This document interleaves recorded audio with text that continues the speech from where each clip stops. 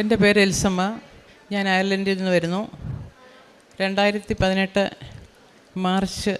മാർച്ചിലാണ് ഞാൻ ആദ്യമായിട്ട് ഉടമ്പടി എടുക്കുന്നത്. അമ്മ മാതാവ് വഴി ലഭിച്ച അനുഗ്രഹങ്ങൾക്ക് നന്ദി പറയാനാണ് ഞാനിവിടെ വന്ന് നിൽക്കുന്നത്. 10 വർഷമായി വിൽക്കാനിട്ടിരുന്നാണ് ഞങ്ങളുടെ വീട്.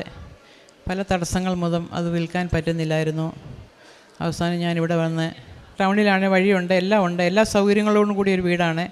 പക്ഷേ എല്ലാവരും വന്ന് കണ്ടിട്ട് പോകും, ഇഷ്ടപ്പെട്ടെല്ലാം പോകും. പക്ഷേ ആരും തിരിച്ചു വരാറില്ലായിരുന്നു. അഡ്വാൻസ് വരെ തന്നിട്ട് പോയ ആൾക്കാരുണ്ട്, അവരും വന്നിട്ടില്ല. അങ്ങനെ ഞങ്ങൾ ആ വീട് വിൽക്കുന്നില്ല എന്നെല്ലാവരോടും പറഞ്ഞു. അവസാനം ഒരു പാർട്ടി ഞങ്ങളെ അയർലൻഡിലേക്ക് വിളിച്ചിട്ട് ചോദിച്ചു, നിങ്ങൾ വീട് വിൽക്കുന്നുണ്ടോ എന്ന്. അവരോട് ഞങ്ങൾ പറഞ്ഞു, ഞങ്ങൾ വീട് വിൽക്കാം, പക്ഷേ നിങ്ങൾ ആരോടും പറയരുതെന്ന് അവരോട് പറഞ്ഞു. അങ്ങനെ ഞാനിവിടെ വന്ന് ഉടമ്പടി എടുത്തു, ഉടമ്പടി പുതുക്കി, അമ്മ മാതാവിന് നിയോഗം വെച്ചു, ആരും അറിയാതെ എനിക്ക് ആ വീട് വിൽക്കാൻ പറ്റണമെന്ന്. 2022 നവംബറിലാണ്, 24-ാം തീയതിയാണ് ഞാൻ ഉടമ്പടി പുതുക്കി വെച്ചത്. ഒരു മാസം കഴിഞ്ഞപ്പോൾ, അതായത് വർഷം തന്നെ ഡിസംബറിൽ ഞങ്ങൾക്ക് ആ വീട് വിൽക്കാൻ സാധിച്ചു. ആരും അറിയാതെ തന്നെ എല്ലാം അമ്മ ഭംഗിയായി നടത്തി തന്നു. അതിന് അമ്മയ്ക്കും തിരുക്കന്മാരനും നന്ദി പറയുന്നു. അതുപോലെ തന്നെ 30 വർഷത്തോളമായി എൻ്റെ വലത്തെ കയ്യിൽ മാത്രം ഒരു ചൊറിഞ്ഞ് തടിച്ച് ഒരു അലർജി ഉണ്ടാകും. 2 ദിവസം കഴിയുമ്പോൾ അത് കൊമളിച്ച് പൊള്ളിയതുപോലെ നിൽക്കും. വർഷങ്ങളായിട്ട് എനിക്കതിങ്ങനെ വരുന്നുണ്ടായിരുന്നു. അത് ഒരു മാസം കൊണ്ട് അത് കരിഞ്ഞു പോകും. പല ട്രീറ്റ്മെൻറ്റൊക്കെ ചെയ്തിട്ടും അത് മാറുന്നില്ലായിരുന്നു. പിന്നെ ഇങ്ങനെ വരുന്ന സമയത്ത് ഞാൻ മാതാവിൻ്റെ തൈലം ഉപയോഗിച്ചു, നേർച്ച വസ്തുക്കൾ, ഉപ്പും തേനും എല്ലാം ഉപയോഗിച്ച് അതെനിക്ക് മാറിക്കിട്ടി. അതിനും നന്ദി പറയുന്നു.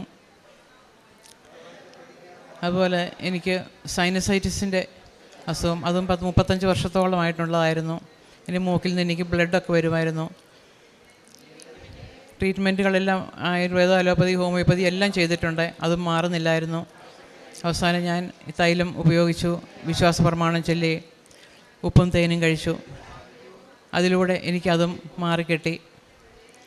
പിന്നെ എനിക്ക് അസിഡിറ്റി ഭയങ്കരമായിട്ടുണ്ടായിരുന്നു.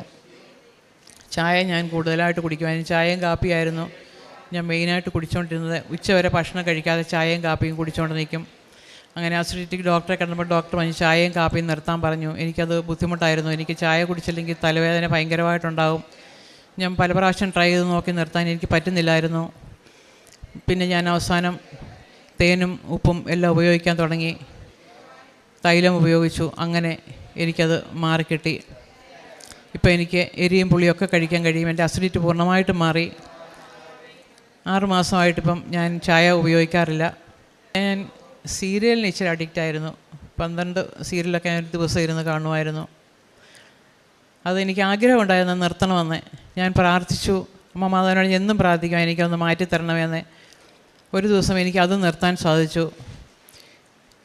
അങ്ങനെ സീരിയൽ കാഴ്ചയെല്ലാം നിന്നു. അതിനുശേഷം ഞാൻ ബഹുമാനപ്പെട്ട ജോസഫ് അച്ഛൻ്റെ ടോക്കുകൾ കേൾക്കാൻ തുടങ്ങി, സാക്ഷ്യങ്ങൾ കേൾക്കാൻ തുടങ്ങി, അതെല്ലാം ഷെയർ ചെയ്യുക. ഇപ്പോൾ കുറേ നാളുകളായിട്ട് ഞാൻ അതിലൂടെ പോകുന്നു. ഞാൻ വിശുദ്ധ കുർബാനയിലൊക്കെ ദിവസവും സംബന്ധിക്കാറുണ്ട്. പിന്നെ കാരുണ്യ പ്രവൃത്തികളൊക്കെ ചെയ്യാറുണ്ട്. പത്രം ഞാൻ കുറേ എനിക്ക് സഹായിക്കുന്നിടത്തോളം ഞാൻ ഇവിടെ വരുന്ന സമയത്ത് ഇവിടെ എല്ലാം കൊടുക്കും. എൻ്റെ അയലത്ത് വീടുകളിലും എൻ്റെ ബന്ധുക്കൾക്കൊക്കെ കൊടുക്കും. ബാക്കി ഞാൻ പോകുമ്പോൾ അയർലൻഡിൽ കൊണ്ടുപോകും, അവിടെ പള്ളിയിൽ വിതരണം ചെയ്യും.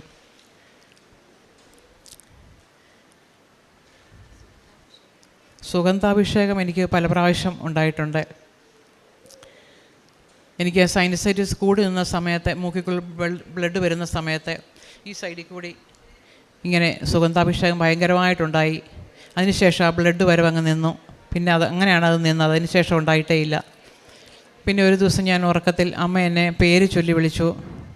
എൽസെ, ഞാൻ കൃപാസനത്തിൽ നിന്ന് അമ്മയാണെന്ന് എന്നോട് പറഞ്ഞു. ഞാൻ പെട്ടെന്ന് കണ്ണു തുറന്ന് നോക്കിയപ്പോൾ അമ്മയുടെ ഷാഡോ ആണ് ഞാനിങ്ങനെ എൻ്റെ ഡോർ അടച്ചിട്ടിരിക്കുകയാണ്, ഡോറെ കണ്ടത്. ഞാൻ അതിലോട്ട് നോക്കി കുറച്ച് സമയം ഇങ്ങനെ കിടന്നു. അങ്ങനെ അമ്മ എനിക്ക് ജമാല റാലിയിൽ പങ്കെടുക്കേണ്ട സമയമായിരുന്നു അത്. ആ സമയത്ത് ഞാൻ നടുവേദനയായിട്ട് ഇരിക്കുമായിരുന്നു. അപ്പോൾ എനിക്കൊരു ധൈര്യമില്ലായിരുന്നു വരാനായിട്ട്. ഞാൻ ടിക്കറ്റ് ബുക്ക് ചെയ്തു. ക്യാൻസൽ ചെയ്യണോ വേണ്ടോ എന്നിങ്ങനെ ആലോചിച്ചുകൊണ്ടിരുന്ന സമയത്താണ് അമ്മ എന്നെ ഇങ്ങനെ വിളിക്കുന്നത്. ആ പേര് ചൊല്ലി വിളിച്ചപ്പോൾ തന്നെ എനിക്ക് മനസ്സിലായി എനിക്ക് ധൈര്യമായിട്ട് പോകാമെന്ന്. അങ്ങനെ ഞാൻ വന്നു. ഞാൻ ജപമാല റാലിയിൽ പങ്കെടുത്തു. എനിക്ക് നടുവേദനയോ ഒരു വേദനയില്ലായിരുന്നു. കഴിഞ്ഞ വർഷവും ഞാൻ ജപമാല റാലിയിൽ പങ്കെടുത്തു. ഇനിയും ഞാൻ വരണമെന്ന് ആഗ്രഹിക്കുന്നു. അമ്മയെന്നും തിരുക്കുമാരനും ചെയ്ത എല്ലാ ഉപകാരങ്ങൾക്കും ഞാൻ നന്ദി പറയുന്നു. ഞാൻ ദിവസവും പള്ളിയിൽ പോകുന്ന വ്യക്തിയായിരുന്നു പണ്ട് മുതലേ. അപ്പോൾ അയർലൻഡിൽ പോകുന്ന സമയത്ത് എനിക്ക് എൻ്റെ ഹസ്ബൻഡ് അയർലൻഡിലാണ്. അവിടെ പള്ളി അടുത്ത് ആദ്യം ഇല്ലായിരുന്നു. പുള്ളി താമസിച്ച സമയത്ത് അവിടെ ഇല്ലായിരുന്നു. ഞാൻ അതിനുശേഷം പ്രാർത്ഥിച്ചു പള്ളി അടുത്ത് കാണണമെന്ന്. അങ്ങനെ പുള്ളിക്ക് വേറൊരു വീട് പുള്ളി എടുത്തു. പള്ളിയുടെ അടുത്ത് തന്നെ എനിക്ക് വീട് കിട്ടി. എനിക്ക് ദിവസവും പള്ളിയിൽ പോകാൻ സാധിക്കുന്നുണ്ട്. അതുപോലെ തന്നെ ചൊവ്വാഴ്ച ദിവസങ്ങളിൽ അവിടെ വിശുദ്ധ കുർബാന എഴുന്നള്ളിച്ച് വെച്ച് ആരാധനയുണ്ട് 2 മണിക്കൂർ. എനിക്കതിൽ സംബന്ധിക്കാൻ സാധിക്കും. പിന്നെ അവിടെ പള്ളി 24 മണിക്കൂർ പള്ളി തുറന്ന് കിടക്കുകയാണ്. നമുക്ക് എപ്പം വേണമെങ്കിലും പോയി പ്രാർത്ഥിക്കാം.